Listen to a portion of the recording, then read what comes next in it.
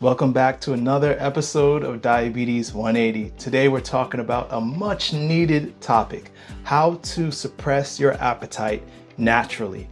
Another title could be how to lose weight while eating more food. So what we're talking about really is fiber. Fiber is a nutrient that a lot of people are surprised to hear is deficient. We are deficient in most Americans' diet. Studies show that 97% of Americans are deficient in not protein, we get plenty of that, not carbs, not fat, we get plenty of those things. But one thing we're not getting enough is fiber, the food that feeds our gut. 3% of the people watching this video, or I should say less than 3% possibly, because all of America's not watching my videos, and they should be, but a very small percentage of you guys are eating enough fiber, believe it or not.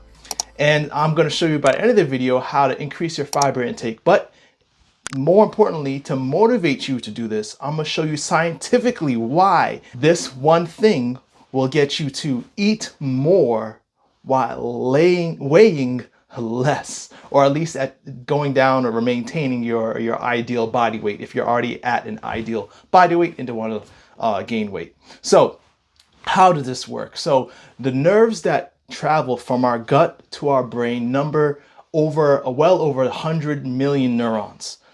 Just to give you an idea of how powerful the gut to brain connection really is, if you were to surgically remove the nerves leading from the gut to the brain, take them out of your body and put them on a scale, they'll weigh more than your spinal cord. Think about that.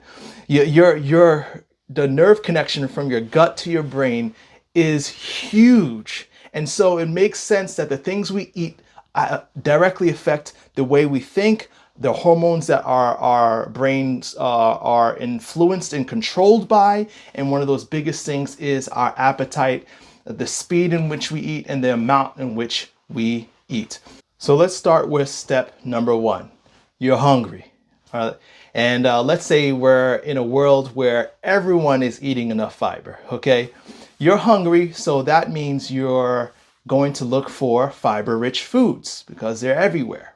And so as you eat these fiber-rich foods, which is actually food for the gut, your body produces what's called, or I should say your gut produces what's called short-chain fatty acids, okay? Which leads us to the next step in the cycle. Because your gut is now pouring the system with, or churning out short-chain fatty acids as a result of your fiber-rich meal, these short-chain fatty acids activate what's called free fatty acid receptors.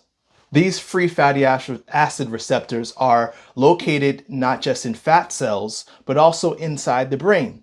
So as the short-chain fatty acids stimulate the receptors, the free fatty acid receptors in your brain and in your fat cells, these in turn lead to the next step of the cycle that is very important in controlling appetite: the production of appetite suppressing hormones. Powerful stuff. Powerful enough to make a multi-billion-dollar drug industry full of products like Wegovy and Ozempic. These operate the same way. Of course, they're manufactured in a laboratory, but they can be produced in the body by simply eating fiber. But anyway, so what happens now as these receptors are activated? These hormones that our body can produce naturally are now flooding through the body. PYY and GLP-1, to speak of two that are very commonly known to suppress the appetite, are now flooding your system, telling you in the next step of the cycle to eat less food. And it stimulates and influences the body to suppress eating, to increase your satiety levels, to lead you to eat less food. And as a result, of course, of eating less food, you close the kitchen, right? And as a result of this, your next meal, you eat less food than you would have had you not had these hormones floating through your system. A natural appetite suppressant cycle is created because as you eat less food, of course, your eating drops, which then, as you go through the cycle eventually, when you're hungry again, you're going to go seek out the same food you ate before, hopefully, which is fiber-rich foods. And this is amazing because when you eat fiber-rich foods, such as whole grains and legumes, studies show that you will eat less food in the next meal by hundreds of calories compared to a fiber-depleted meal. Okay, so you could eat more food in one meal, resulting in less food being eaten not only in the next meal, but throughout the whole day. It has that powerful effect. And how do we get fiber in our diet? Well, we know fruits and vegetables are commonly known sources of fiber, but these are not the superstars of fiber. The superstars of fiber are whole grains, such as quinoa, millet, brown rice, and legumes, such as chickpeas, kidney beans, peas, whether they be canned or dried. If you make sure that every meal you eat has a whole grain or a legume in it, you're going to increase your fiber intake, and you will be that 3%. You'll be that small percentage of people in America who are getting enough fiber in their diet. And I guarantee you will start to lose weight, possibly faster than you've done before. And of course, we know this is important because weight loss is very closely linked to controlling and reversing chronic diseases like diabetes. So I challenge you, if you're not doing it already, start to increase your fiber intake for breakfast, lunch, and dinner.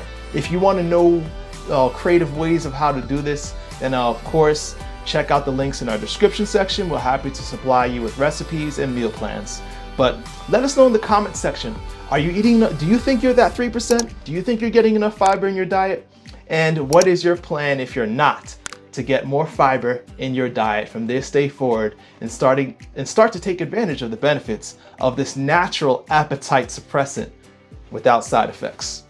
Again, my name is Lewis Bertus. I'm a physician assistant and diabetes reversal health coach. And as always, beloved, I pray above all things that you may prosper and be in good health, even as your soul prospers. See you next week.